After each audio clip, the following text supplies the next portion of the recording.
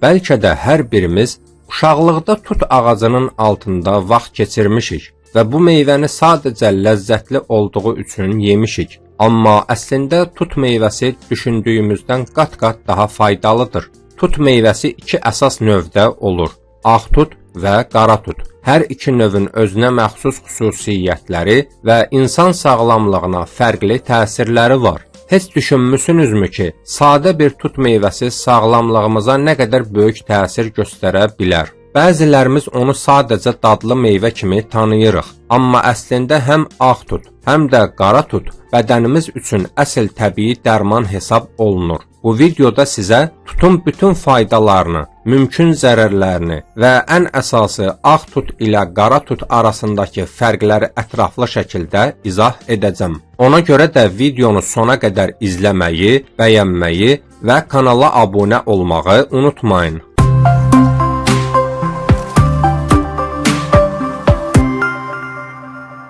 Tut meyvəsi qədim zamanlardan bəri həm qida, həm də təbii müalicə vasitəsi kimi istifadə olunub. Bu meyvə vitamin və minerallarla zəngindir. Onun tərkibində C vitamini, dəmir, kalium və müxtəlif antioksidant maddələr mövcuddur. İndi isə gəlin əvvəlcə tutun ümumi faydalarına baxaq. Tut meyvəsi immun sistemini gücləndirir. Xüsusilə mövsümi xəstəliklər zamanı orqanizmin müqavimətini artırır. Tərkibində olan vitaminlər bədəni qoruyur və enerjini artırır. Bundan əlavə tut qan azlığının qarşısını almaqda köməkçi olur. Dəmir tərkibli olduğu üçün qan dövranını yaxşılaşdırır və xüsusilə halsızlıq yaşayan insanlar üçün faydalıdır. Tut həmçinin həzm sistemi üçün də çox xeyirlidir. Bağırsaqların fəaliyyətini tənzimləyir, qəbizliyin qarşısını alır və mədə-bağırsaq sistemini rahatlaşdırır. İndi isə keçək ağ tut və qara tutun fərqlərinə.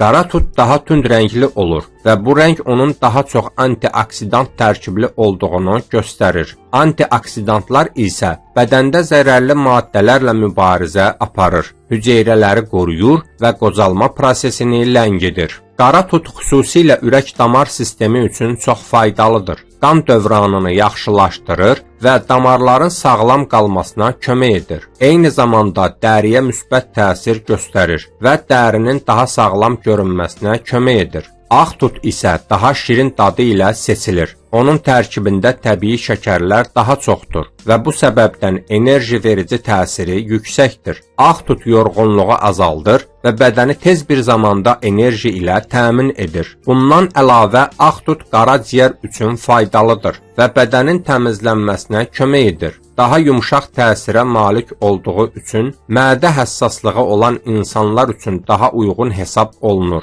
Amma unutmaq olmaz ki, hər bir faydalı qidanın həddindən artıq istifadəsi zərərli ola bilər. Tut meyvəsini çox miqdarda qəbul etdikdə həzm problemi yarana bilər. Xüsusilə ishal və mədə narahatlığı baş verə bilər. Şəkər xəstəliyi olan insanlar isə tutu diqqətlə və ölçülü şəkildə istifadə etməlidirlər. Çünki tərkibində təbii şəkər var. Bəzi insanlarda isə allergik reaksiyalar müşahidə oluna bilər. Buna görə də ilk dəfə istifadə edənlər ehtiyatlı olmalıdır. Digər vacib məqam isə gigiyenadır. Tut meyvəsi tez xarab ola bilər və düzgün yuyulmadan istifadə edildikdə sağlamlıq problemləri yarada bilər. Nəticə olaraq deyə bilərik ki, həm ağ tut, həm də qara tut insan sağlamlığı üçün çox faydalıdır. Sadəcə olaraq onların təsir sahələri bir qədər fərqlidir. Qara tut daha çox qoruyucu və müalicəvi xüsusiyyətlərə malikdir. Ağ tut isə daha çox enerji verən və qidalandırıcı təsir göstərəndir.